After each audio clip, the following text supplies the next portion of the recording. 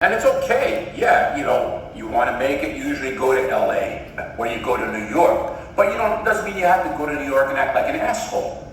But a lot of them do. That's why New York has a bad rap for people being cold or snobby or snooty or arrogant, because they think that they have to move to New York and act like they're cool, like they're all that. They're moving for some farm in Idaho or Wyoming. So the first thing they do when they move to a little flat in New York is they get themselves a black pair of Converse sneakers and a black bicycle and a black pair of plastic horn-rimmed glasses and then a black overcoat. And then suddenly now they're a hipster. And now when they go to the open mics, they can look all sophisticated with their little notebooks and their pen and their phone. And you try to say hello to them. And then when they laugh and they chuckle when you're up in your set, when you get us a little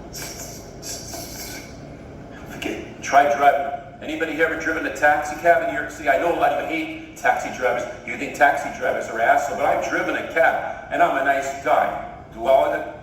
Maybe I am a jerk sometimes, aren't we all? But I've driven people around New York City, and it doesn't make a difference how nice you are. If you're going to get a nasty, snobby, stuck-up person, they're going to act that way.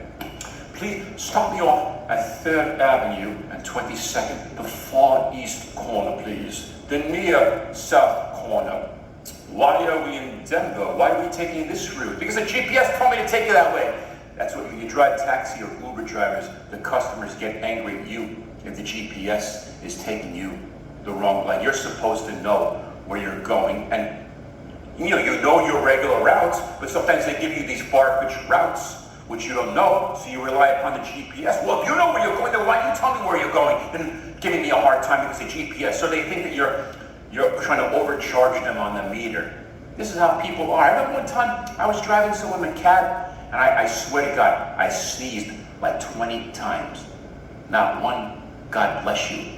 However, when the customers will be sneezing in the backseat and I said, God bless you, I would not even get a thank you. The bottom line, bringing back to the point, New Yorkers are okay. It's the people who move in to New York. New York has become such a different place over the past 50 years. You have so many different nations and cultures and people walking around.